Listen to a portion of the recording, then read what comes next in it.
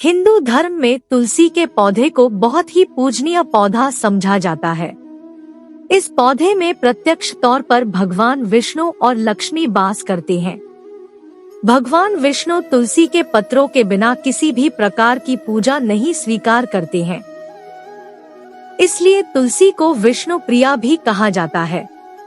इसी कारण जो व्यक्ति तुलसी की पूजा करता है वह कभी गरीब नहीं रहता है और उसकी पतन महीन होती है। ऐसे व्यक्ति को घोर पाप करने के बावजूद नरक में नहीं जाना पड़ता है। जानते हैं तुलसी को सिर्फ जल देने से क्या फायदा मिलता है? इसी बड़ी कथा के माध्यम से एक बार देवी सत्यभामा भगवान श्री कृष्ण से पूछती है, हे स्वामी, आप तो तीनों लोकों के भगवान हैं, फिर भी आप तुलसी के पौधे की पूजा क्यों करते हैं और इसे रोजाना जल क्यों चढ़ाते हैं? मैं तुलसी पौधे को जल चढ़ाने का महत्व जानना चाहती हूँ। इसके बारे में भगवान श्री कृष्ण कहते हैं कि तुलसी साक्षात लक्ष्मी का रूप है और इसकी नित्य पूजा करने से बहुत सारे फायदे मिलते हैं। जल चढ़ाने से मनुष्य के पाप नष्ट हो जाते हैं। तुलसी को जल देने का महत्व बताने से पहले मैं तुम्हें एक प्राचीन कथा सुनाऊंगा जिसके माध्यम से तुम्हें उस सवाल का उत्तर मिलेगा। इसलिए तुम इस कथा को ध्यान से सुनो। श्री कृष्ण कहते हैं कि हे देवी सत्यभामा, तुलसी जल चढ़ाने से ही मनुष्य के करोड़ों पाप नष्ट हो जाते हैं और वह साक्षात लक्ष्मी का रूप धारण कर लेती है। इस नित्य पूजा से बहुत सारे फायदे मिलते हैं। जो कोई भी इस कथा को सुनता है उसे 100 वर्षों तक तुलसी को जल अर्पण करने का फल मिलता है। देवी सत्यभामा कहती है कि हे प्रभु, मैं इस कथा को अवश्य सुनना चाहती हूँ। आप मुझे वह कथा सुनाइए, मैं इसे पूरे ध्यान से सुनूंगी।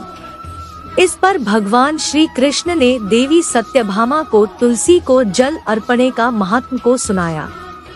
देवी सत्यभामा, इस विषय में एक प्राचीन इतिहास है जो बहुत उत्तम और पुण्यदायी है। यह पूर्व काल की बात है जब अवंतीपुरी में धनेश्वर नामक एक ब्राह्मण रहता था। वह जन्म से तो ब्राह्मण था किंतु वह कर्म से उसका मन लगातार बुरे कामों के लिए उत्सुक रहता था, जैसे कि चोरी, वेश्यावृत्ति और जुआ में रुचि। उसके लिए पुण्य का पाठ या शास्त्रों का अध्ययन करने की कोई उचित इच्छा नहीं थी। उसका मन सदैव दूसरों के धन पर लगा रहता था। वह दिन भर मेहनत करके पैसे कमाता और रात में वेश्याओं के साथ गुजारता था। इस तरह से वह पापी भ्रष्ट ब्राह्मण अपना जीवन सिर्फ पाप करने में बिताता था। उसने कभी भगवान विष्णु का नाम तक नहीं लिया और एक समय में देवी देवताओं का पूजन करते हुए वह पाप किया था और इसके बावजूद कई वर्षों बाद वह माहिष्मती पुरी नगर में धन के लिए जा पहुंचा। वहां नर्मदा नदी के पास एक स्नान स्थल है जहां दूर दूर से लोग आते हैं और उस नदी में स्नान करते हैं। वह ब्राह्मण उसी नदी के किनारे एक आश्रम में ठहरता है जहां अनेक ज्ञानी ब्राह्मण पुराणों का पठन करते हैं और भगवान विष्णु की स्तुति में लगे रहते हैं। यह धनेश्वर भी पाखंडी होता है और धोखा देते हुए वहीं पर उसके साथ रुक जाता है। वह अब विद्वान ब्राह्मणों के साथ रहकर श्री हरि विष्णु के नाम सुनने लगता है। वह 1 महीने तक उस स्थान पर ठहरा और वहां पर आए लोग गायों की पूजा करके ब्राह्मणों को भोजन करवाएं। इस पर वह पापी ब्राह्मण भी उनके संग बैठकर खाना खाता और भगवान का प्रसाद लेता। उस आश्रम में एक तुलसी का पौधा था और वह ब्राह्मण जाने अनजाने में ही उस पौधे में पानी डालता था। उसका कोई विचार नहीं था। वह हर रोज सुबह जब उठता पात्र में पानी लेकर तुलसी के पौधे में डालता रहता था।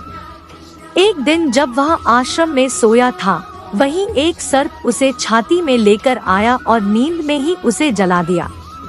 जब अन्य ब्राह्मणों ने उसे अनजाने में बेहोश अवस्था में देखा, तब वे उसके मुख में तुलसी पत्र और तुलसी का जल डाल दिया और तब सभी ब्राह्मणों को पता चला कि वह मर चुका है।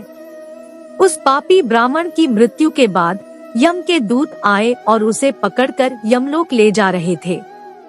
रास्ते में जाते हुए वह ब्राह्मण रोने लगा और यमलोक के दूतों से पूछा कि तुम मुझे कहाँ ले जा रहे हो? मेरी मृत्यु किस कारण से हुई है?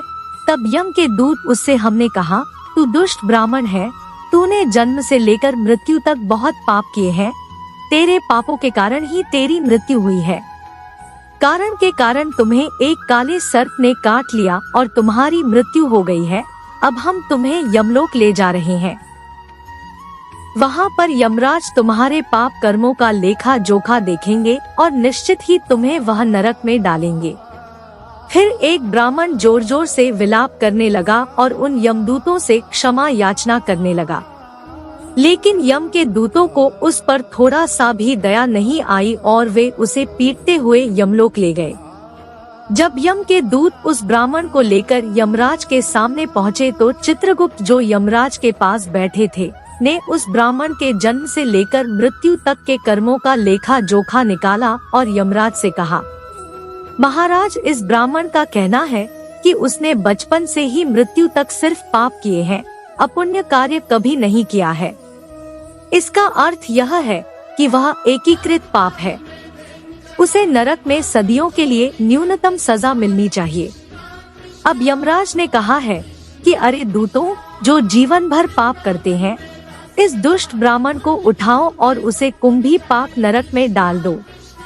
व्यक्तिगत अनुशासन के अनुसार यमराज के दूत उस पापी ब्राह्मण को हंसते हुए पकड़ लिया और उसे झूलने वाली पट से मार खाते हुए उसके सिर के एक टुकड़े को टूट गया और उसे कुंभी पाक नरक में ले गए। वे दरवाजा खुलाते हैं जहां कई बड़े तेल के पात्र रहते हैं। एक समय ऐसा आया जब एक ब्राह्मण ने अग्नि धधकते तेल के घड़े को खोला, जिसके नीचे एक भयंकर अग्नि दहक रही थी। एक यमराज के दूत ने तेल के घड़े में उस ब्राह्मण को रहते हुए डाल दिया, लेकिन जैसे ही वह ब्राह्मण तेल के घड़े में गिरा तो तेल अचानक ठंडा हो गया। यमराज के दूत ने इस अजीब हालत को देखकर अत्यंत आश्चर्यजनक महसूस किया, जो पहले कभी नहीं हुआ था। उसने अनेकों पापियों को तेल के घड़े में डाल दिया था, लेकिन वे सभी तेल में गिरकर जगमगाने लगते थे। लेकिन जैसे ही वह ब्राह्मण तेल में गिरा, तेल अचानक शांत और शीतल हो गया। और इस अजीब हालत को देखकर यमराज के दूत तेजी से दौड़ते हुए यमराज के पास गए। तब यमराज ने पूछा, हे दूत, क्या आप इतनी तेज गति से क्यों आ रहे हैं? वह दूत कह रहा है, हे यमराज, आपने जिस ब्राह्मण को कुंभी पाक में डालने के लिए कहा था, उसे हमने कुंभी पाक नरक में भेज दिया। नरक की अग्नि बुझ गई और उसका छोड़ा हुआ तेल भी ठंडा पड़ गया। फिर यमराज कह रहे हैं, हे दूत, यह अत्यंत अजीब घटना है, ऐसा पहले कभी नहीं हुआ है। यमराज विचार कर रहे होते हैं। उस समय देवर्षि नारद पहुँचते हैं। यमराज नारद जी को देखकर अत्यंत प्रसन्न होते हैं और उनका स्वागत करते हैं। फिर यमराज नारद जी से कहते हैं, हे देवर्षि, आप उचित समय पर आए हैं। हमने आज एक बहुत पापी ब्राह्मण को कुंभी पाक नरक में डाल दिया गया है, लेकिन जैसे ही वह नरक में गिरता है, वहाँ की अग्नि बंद हो गई है और खोला गया तेल ठंडा हो गया है। तब देवर्षि नारद यमराज से कहते हैं कि हे धर्मराज, जिस ब्राह्मण को आपने कुंभी पाक नरक में डाला है, वहाँ जाने लायक नहीं है, क्योंकि इस ब्राह्मण ने बिना जाने ही एक ऐसा कर्म किया है जो नरक को नष्ट करने वाला है। जो मनुष्य पुण्य करने वाले लोगों के साथ रहता है, उसे उनके पुण्य का अंश अवश्य प्राप्त होता है। और यह ब्राह्मण महीने भर तक भगवान विष्णु के भक्तों के साथ रहा है। इस ब्राह्मण में जो आश्रम है, नित्य तुलसी को निरंतर जल चढ़ाने से इस ब्राह्मण को अत्यधिक पुण्य प्राप्त हुआ है, जिसके कारण उनके सभी पाप नष्ट हो गए हैं। इसलिए अब वह व्यक्ति विश्व में आदेश देने का अधिकार प्राप्त कर लिया है। यह ब्राह्मण अनजाने में इतना बड़ा पुण्य कमा चुके हैं, जो जन्म मृत्यु चक्र में व्यक्तियों को नहीं मिलता। इसलिए आप उसे नरक में न पड़ाएं, केवल उसे इतनी सजा दीजिए कि वह नरक की दुर्गंध भी महसूस करे। देवर्षि की बात सुनकर यमराज अत्यंत प्रसन्न हो जाते हैं और उस ब्राह्मण को कुंभी पाक नरक से बाहर निकाल कर लाते हैं और अपने दूतों से कहते हैं, हे दूतों, इस महात्मा ब्राह्मण को ले जाओ और दोपहर 8:58 बजे पूरे नर लोगों को उस ब्राह्मण के साथ ले जाते हुए यम के दूत और उन्हें दिखाते हैं कि भगवान श्री कृष्ण कहते हैं, हे देवी सत्यभामा। इसी प्रकार यम के दूत सब नरों को दिखाते हैं और तब उसको यक्ष लोक में ले जाते हैं और प्रियतमा तुलसी के नाम से जाने जाने वाले कार्तिकी एकादशी के दिन को एकादशी तिथि के रूप में द्वारका में मुझे प्रिय है। मुझे द्वारका में प्रिय होने का कारण है क्योंकि मैं हर दिन तुलसी की पूजा करता हूँ और कार्तिक मास की एकादशी के दिन में वहाँ संदर्भित पूरे क्षेत्र में जाता हूँ। इसलिए जो व्यक्ति हर दिन नित्य तुलसी के प्रति विशेष भक्ति रखता है वह ब्रह्मा के समान होता है। तुलसी को पूजता है और उसे जल देता है क्योंकि तुलसी मेरे लिए सबसे प्यारी है और वह मनुष्य कभी भी दुर्गति नहीं होता है और वहाँ नरक में नहीं जाता है। जहाँ तुलसी के पौधे हमेशा हरी भरी रहते हैं वहाँ सुख, शांति और समृद्धि आती है। तुलसी पत्र आवश्यक होते हैं भगवान विष्णु की पूजा और उन्हें चढ़ाई गई भोग में, क्योंकि तुलसी पत्र के बिना भगवान विष्णु कोई भोग नहीं स्वीकार करते हैं। इसलिए हर घर में तुलसी का पौधा होना चाहिए। अगर तुलसी आपके घर में है तो आपको सुख, शांति और समृद्धि मिलेगी। ध्यान दें कि तुलसी का पौधा बिना चुनरी के अधूरा हो जाता है। तुलसी सिर्फ एक पौधा नहीं है बल्कि इसे देवी और विष्णु की पत्नी माना जाता है। इसलिए तुलसी को अवश्य चुनरी से चढ़ाना चाहिए क्योंकि यह पति पत्नी के प्रेम और विश्वास को बढ़ाता है। जो घर में रह रही महिलाएं इससे सदा सुहागिन और सौभाग्यशाली रहती है। तुलसी का विवाह भी अवश्य करना चाहिए क्योंकि इससे मनुष्य के सभी दुखों और सांसारिक सुखों का अंत होता है। तुलसी के पास आपको गाली नहीं देनी चाहिए और इसके पास कभी भूल से भी जूते, चप्पल या झाड़ू पोछा नहीं रखना चाहिए, यह पाप माना जाता है। जहाँ तुलसी का पौधा हो वहाँ थूकने से घोर बुराई होती है। तुलसी के पास जल से भरे हुए पात्र को भी न रखें। तुलसी के पौधे के पास दीपक जलाने के बाद उसे हटा दें क्योंकि बुझा हुआ दीपक रखना अशुभ माना जाता है। तुलसी का पौधा होने वाले स्थान को हमेशा स्वच्छ रखें और नियमित रूप से सफाई करें। तुलसी के पौधे में शिवलिंग और गणेश जी की मूर्ति न रखें और तुलसी के गमले में किसी और पौधे को लगाना भी अशुभ माना जाता है। तुलसी के पौधे अनुचित होगा कि के आसपास कोई कपड़ा भी नहीं सुखाए क्योंकि कपड़ों से गंदा पानी तुलसी के पौधे पर गिर सकता है। आपको ध्यान देना चाहिए कि तुलसी के पौधे को नाखूनों से नहीं तोड़ना चाहिए क्योंकि यह तुलसी का अपमान माना जाता है। यदि तुलसी के पत्ते सूख जाते हैं तो आप कचरे में नहीं फेंकें बल्कि उन पत्तों को तुलसी की मिट्टी में दबा दें। रविवार के दिन तुलसी के पत्ते नहीं तोड़ने चाहिए और रविवार को तुलसी को जल भी नहीं चढ़ाना चाहिए। बाकी दिनों में आपको रोजाना सुबह बिना छूकर तुलसी को जल देना चाहिए और शाम को एक दीपक जलाना चाहिए। आमतौर पर महिलाएं स्नान के बाद अपने बाल खोलकर ही तुलसी को जल देती है। ऐसा करना गलत होता है कि महिलाओं को हमेशा अपने बाल बांधकर माथे पर सिंदूर लगाना चाहिए क्योंकि इससे तुलसी में आशीर्वाद प्राप्त होता है। तुलसी के पौधे लगाते समय ध्यान रखें कि इसके लिए गंदी मिट्टी का उपयोग न करें। तुलसी के पौधों के लिए शमशान या गंदगी वाली जगह की मिट्टी का उपयोग कभी नहीं करना चाहिए क्योंकि इससे तुलसी माँ रूठ जाती है और सूख जाती है। तुलसी का पौधा कभी भी गंदे स्थान पर नहीं लगाना चाहिए जैसे कि नाली या बाथरूम के पास, अन्यथा गंदा पानी तुलसी के पौधे में गिर सकता है जो बहुत ही अशुभ होता है। डियर शाहिद, कहीं बहरहाल यह स्थानीय ज्ञानियों के मुताबिक यह मान्यता रही है कि तुलसी के पौधे को कभी सूखने नहीं देना चाहिए, क्योंकि ऐसा सूखने का संकेत अकाल मृत्यु की सूचना देता है। घर में तुलसी का पौधा सूख जाए तो घर की सुख समृद्धि खत्म हो जाती है। सूखी हुई तुलसी, इसमें मां लक्ष्मी का वास नहीं होता है।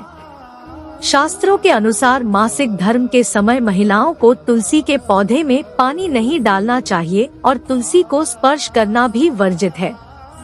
तुलसी को बिना स्नान किए जल नहीं देना चाहिए और पैरों में चप्पल आदि पहनकर भी तुलसी को जल ना दें। जब आप तुलसी को जल दें तो ध्यान दें कि जल आपके पैरों पर नहीं पड़े, इससे तुलसी का अपमान होता है। श्री कृष्ण कहते हैं कि नित्य तुलसी के दर्शन से मनुष्य को स्वर्ग की प्राप्ति होती है और तुलसी पत्र के सेवन से उसके सभी पाप नष्ट हो जाते हैं। तुलसी का पौधा हमेशा ही घर के सामने लगाना चाहिए। इसे पूर्व अथवा उत्तर दिशा में लगाना सबसे अधिक शुभ होता है। तुलसी के पास मरुस्थलीय पौधे रखना बहुत अशुभ माना जाता है। ऐसे पौधों से नकारात्मक ऊर्जा निकलती है। शास्त्रों में कहा गया है कि जिन पौधों से हरी भरी कलियों की उत्पत्ति ना हो, उसके स्थान पर कांटे निकलते हो, तो ऐसे पौधों को तुलसी के पास कभी रखना नहीं चाहिए। विज्ञान के किसी शास्त्र में केले के पौधे को विशेष महत्व दिया गया है। कहीं ना कहीं यह संकेत कर रहा है कि तुलसी के पास केले के पेड़ का लगाना बहुत अच्छे फल देगा। केले के पेड़ में भगवान विष्णु का निवास होता है, इसलिए इसे तुलसी के पास लगाने से आपके घर में सुख और समृद्धि बनी रहेगी। वैष्णव धर्म में तुलसी के पौधे के पास शालिग्राम की भी संज्ञा होती है। तुलसी के गमले में शालिग्राम रखने से आपको तुलाजा का अधिक शुभ प्रभाव मिलेगा। शालिग्राम को ईश्वर का अविचारी रूप माना जाता है और इसे विलक्षण और महंगा माना गया है। तुलसी के गमले में शालिग्राम रखने से आपके घर से संपूर्ण नष्ट हो जाएगी नकारात्मक ऊर्जा, इसलिए घर में केवल एक ही शालिग्राम की पूजा करनी चाहिए। यह पुराणों में कहा गया है कि भगवान विष्णु की मूर्ति से शालिग्राम की पूजा करनी उत्तम होती है। शालिग्राम की पूजा के लिए चंदन लगाना चाहिए और उस पर एक तुलसी के पत्ता रखना चाहिए। प्रतिदिन शालिग्राम को पंचामृत से स्नान कराना चाहिए। इस प्रकार सभी जन्मों के पापों का नाश होगा। शालिग्राम सकारात्मकता और सात्विकता का प्रतीक होता है। दोस्तों, भगवान श्री कृष्ण ने देवी सत्यभामा को तुलसी के पौधे को जल देने का महत्व बताया है और घर में तुलसी का पौधा लगाने के नियमों को बताया है। आपको यह समझना चाहिए। कृपया इस कहानी पर टिप्पणी करें और बताएं कि आपको यह जानकारी कैसी लगी। यदि आपको यह जानकारी अच्छी लगी हो तो कृपया वीडियो को लाइक करें। इसके साथ ही कृपया कमेंट में जय श्री कृष्ण और जय मां तुलसी जरूर लिखें। हमें आपसे एक विनती है कि आप इस चैनल की सदस्यता जरूर करें ताकि ऐसी ही आध्यात्मिक जानकारी आपको प्राप्त हो। आप सभी का धन्यवाद।